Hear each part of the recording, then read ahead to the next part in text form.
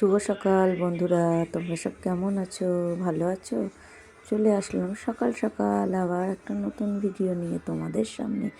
আজকে হচ্ছে বৃহস্পতিবার সকাল থেকে তোমাদের সঙ্গে একটা ভিডিও শুরু করলাম।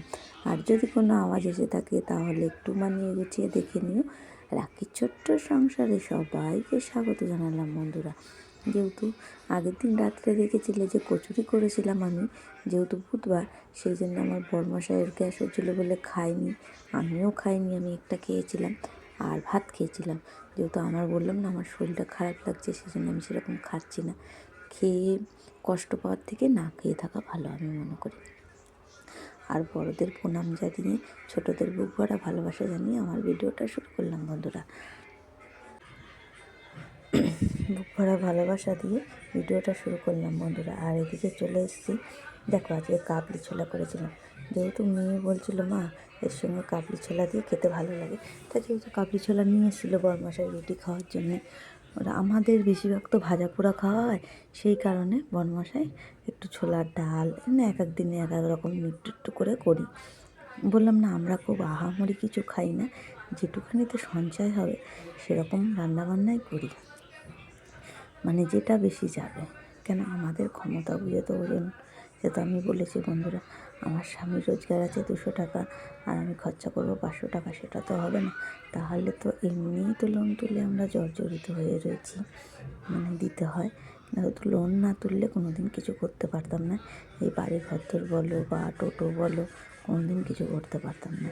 তোমরা হয়তো ভাবতে পারো যে লোন তোলো কেন, কেন লোন ছাড়া আমাদের কোনো গতি নেই, কেউ আমাদের 5 পয়সা ধার দেবে না। আমাদের লোনের মাধ্যমেই যা করে পারি তাই এতদূর করে এসেছি। যতদিন হাত পা আছে সুস্থ আছে ততদিন চালিয়ে যাই, তারপরে তো আর করতে পারবো না। যেটুকু সুস্থ থাকতে থাকতে দুজনে ছেলে মেয়েকে যেটুকু গুছিয়ে দিয়ে যেতে পারি, সেই জন্যে বন্ধুরা।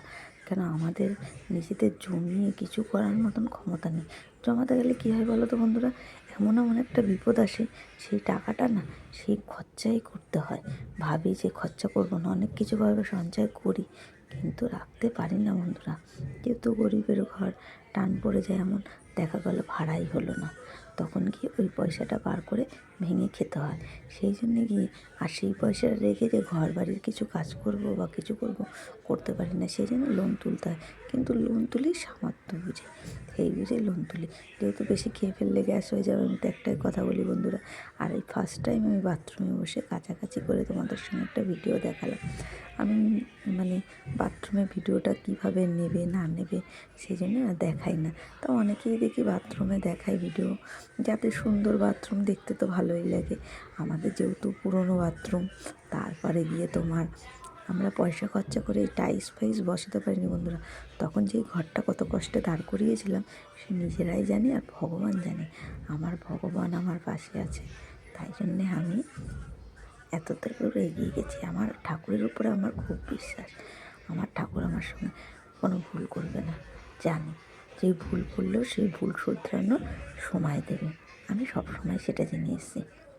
আর আমি ঠাকুরের বিশ্বাসী যে নিজে যদি ভুল করে থাকি সে ভুলের সংশোধন তো করতেই দেবে। আর আমারও যদি কেউ ক্ষতি করে থাকে ভগবান তারও ক্ষতি করবে, তখন তার সময় হবে তবেই ক্ষতি করবে। আমার ক্ষতি করে কেউ আজ পর্যন্ত মানে থাকতে পারেনি। আমি ভগবানের কাছে এটুখানি জানি। আমি জ্ঞানও তো কারোর সাথে অন্যায় করিনি। আমি যে এত লোকের বাড়ি কাজ করেছি, কালকে যে কথাগুলো বলছিলাম সত্যিকারের কথাই। অনেকে অনেক রকম ব্যবহার করে, কিন্তু কিছু কিছু মানুষ এত ভালো আছে, যেরকম আমি কাকু কাকিমার বাড়ি কাজ করেছিলাম, বলতে হবে না ওনাদের ব্যবহার খুব ভালো। ওনারা যেমনি আমাকে দেখেছে আমিও ওনাদের জন্য প্রচুর করেছি। কাকিমারা যদি মানে ভুল বুঝে থাকে যে আমি কাজ ছেড়ে দিয়েছি বা কিছু, সেই কারণে আমার কিছু করার নেই। আমি নিজে করতে পারছি না, কী করব বলো বন্ধুরা, সেই জন্য আমি ছেড়ে দিয়েছি কাজটা। কিন্তু আমাকে যেটুকু করার দরকার আমি তার থেকে বেশি করতাম কাকুদের জন্যে। কেন? কাকুরা আমাকে খুব ভালোবাসতো, সেই কারণে আমি চেষ্টা করতাম আমাকে যেই ভালোবাসবে, আমার জন্য যদি কেউ মানে হাঁটু জলে নামে আমি তার জন্য গলা জলে নামে রাজি আছি, এরকম মানুষ আমি একটা। আমি বলছি না আমি শয়তানও আছি, আমি বলবো না যে আমি খুব ভালো, কিন্তু আমার সাথে যদি কেউ তেড়াভাবে কথা বলে আমি সেটা মেনে নিই না বন্ধুরা। আমাকে তেড়া কথা বললে আমার খুব রাগ হয়। আমাকে ভালোবেসে তোমরা 10টা কাজ করিয়ে নাও, ঠিক আছে, কিন্তু তেড়াভাবে যদি কথা বলো তার কাজ তো আমি করবই না। দ্বিতীয় কথা, আমি যদি নাও খেয়ে থাকি সেই কাজে আমি যাব না। আমি এরকম মানুষ একটা।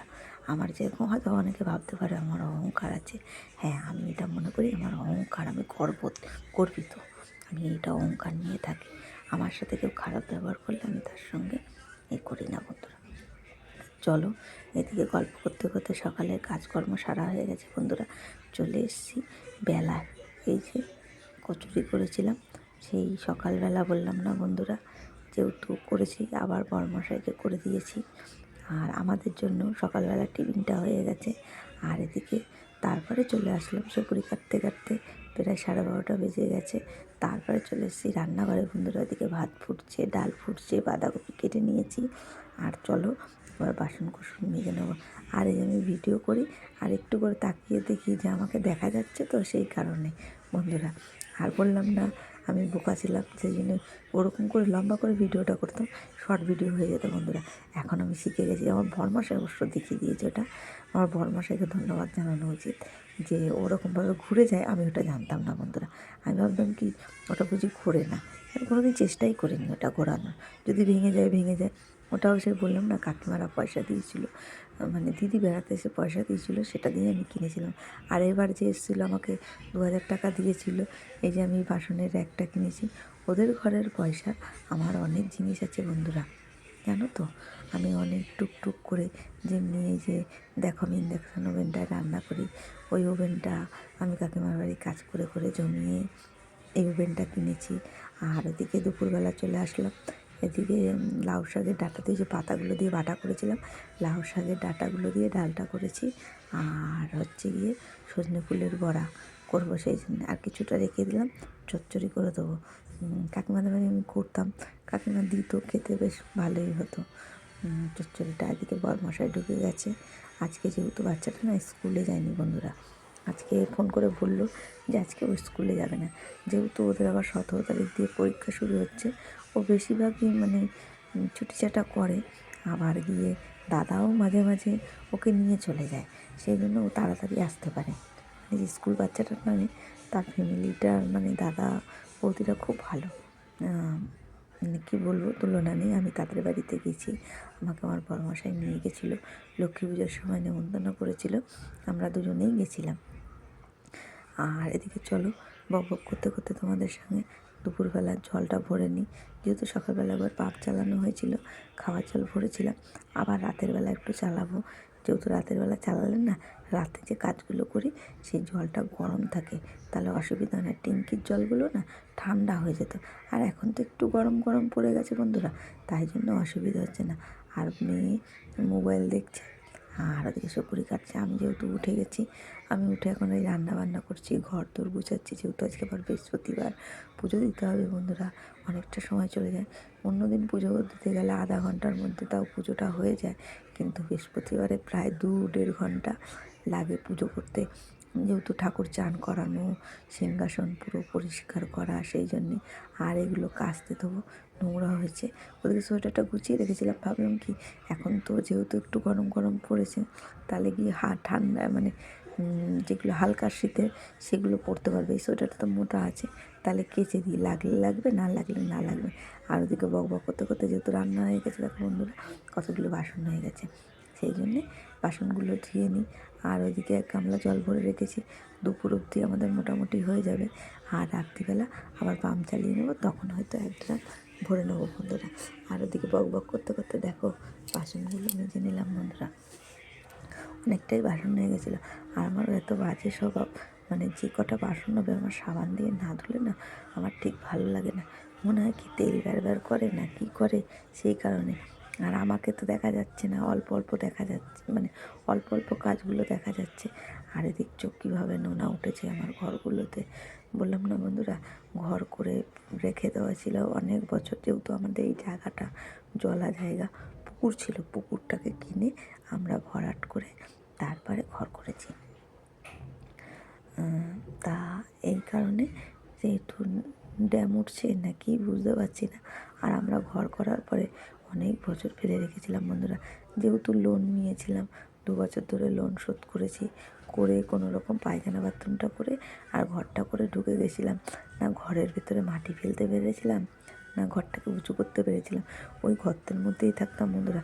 কি বলেছি একটা কথা, লোন তুলেছি, কিন্তু বেশি যদি লোন তুলে ফেলি তখন তো সেই লোনের ভার নিতে পারবো না। আর মানুষের তো বিপদ আপদের কথা তো বলাই যায় না বন্ধুরা, জানোই তো কার কখন বিপদ হয় ভগবান জানে একমাত্র। সেই জন্যে না মাঝে মাঝে ভয় পাই।